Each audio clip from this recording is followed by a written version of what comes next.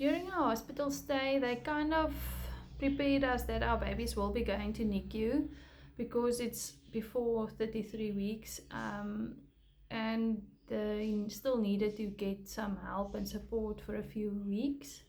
So we were mentally prepared. My husband actually went down to the NICU and just go checked out and see what to expect, because it's something that we didn't know what to expect.